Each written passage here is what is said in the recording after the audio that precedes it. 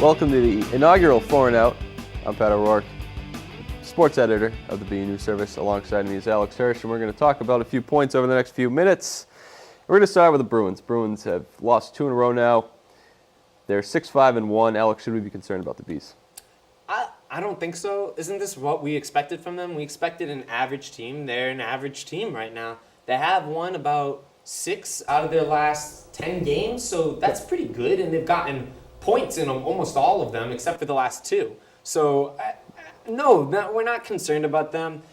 But if there is one thing to be concerned about, it would be their goaltending and defense. But it's still early in the season. Yeah, Rask has not been good. He hasn't been consistent. He's not been, Tuukka Rask we expect. But that said, he's still Tuukka Rask. I think he's still one of the best goaltenders in the world. Certainly one of the best goaltenders in the league.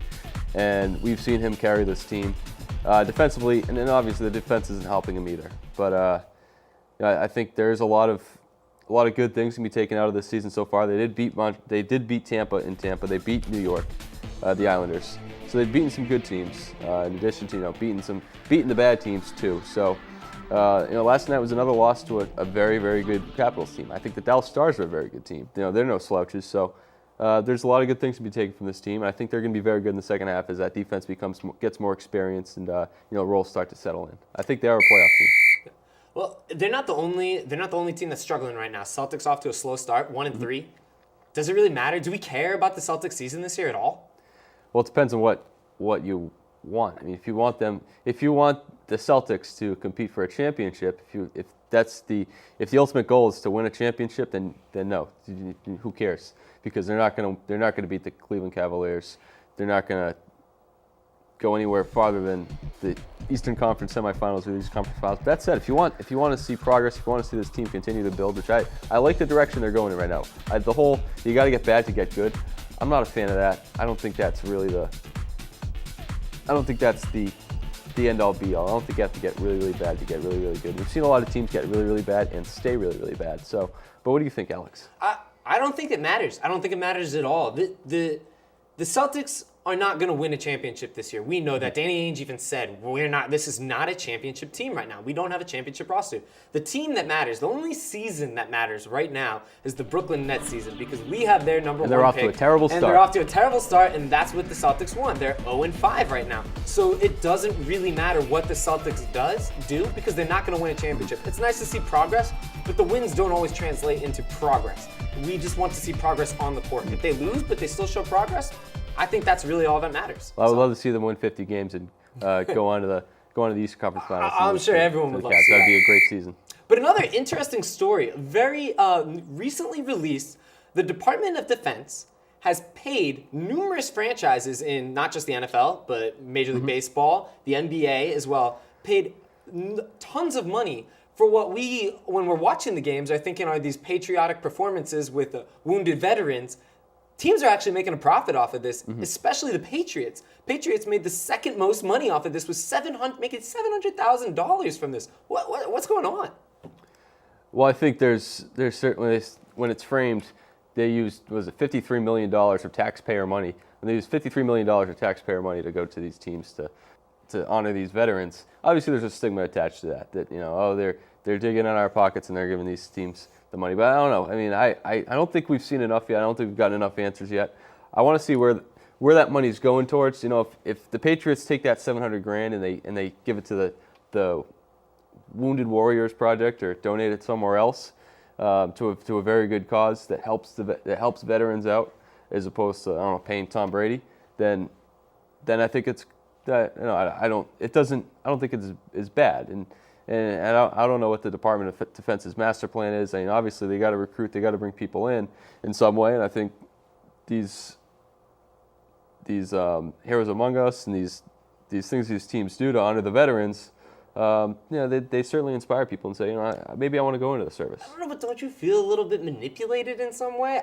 I feel like I didn't get the full truth, and I feel like the NFL is the sport. Well, we haven't, and the NFL is one of the sports making money off of this, but they've made the most money off of this, and it just seems like it's another way that the NFL continues to mess up, and Well, they monetize everything. They monetize everything, and I feel manipulated right now. I feel like I was watching these tear-jerking things where, a wounded veteran comes back from wherever he was, Iraq or wherever he was, and he's seeing his family, and the team's actually making money off of that. That seems wrong to me. So I don't like it one bit. I think it feels gross. I don't think we've gotten all the answers yet. I think as more starts to come out, we'll start to get more answers, and we'll see as it goes on. All right, well, moving on from them.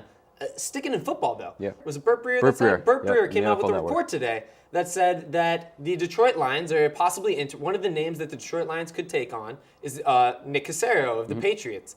What does that mean for the Patriots right now? Well, it means they're good. Yeah. I mean, this is something we've seen for 15 years now, where teams are taking.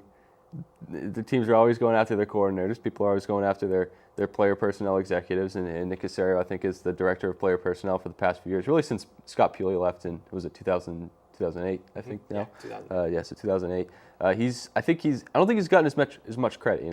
Obviously the big buzzword around here is Belichick the GM. Particularly they use that in a negative light.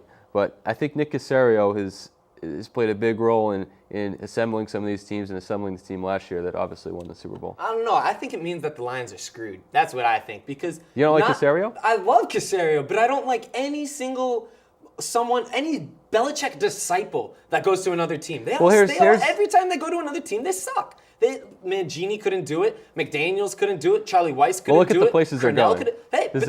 He's going to a bad place. He's going to a place that's, what are they, 1-7 right now? Yeah. Detroit is a disaster right now. They're about to lose Stafford. They're about to trade Calvin Johnson because he needs to go. Detroit's about to lose their franchise quarterback. So that means Caserio has to draft one. He can't mess up.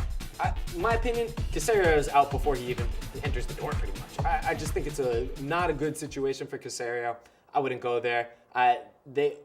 Patriots, Belichick disciples never do well. I think he's done a very good job here in New England, but we'll see. I don't know. All right, prediction time, all right?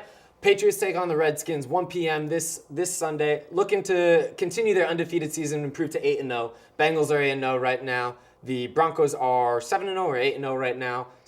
And then the Panthers are 8-0 as well. So you got 4 undefeated teams. Patriots looking to continue that undefeated streak. What's your prediction? I think the Redskins keep it close, and I think the Patriots win 45-6. So yeah, real close right there. Curveball. All right, my prediction, Patriots win this one 35-17. They can remain undefeated. I'm going to go with another bold one. Malcolm Butler gets another two-pick game. He hasn't got one yet, but he's going to get a 2-pick game. I like where this kid's trending upwards right now. Anyway, thank you for tuning in to 4 and Out. I'm Alex Hirsch alongside the sports editor for the news service, Pat O'Rourke. We'll be up later. We'll be back next week, and giving you 4 more points and another prediction. So before then, don't forget to tune into the Quick Points podcast, which will be airing on Tuesday. So we'll see you on Tuesday.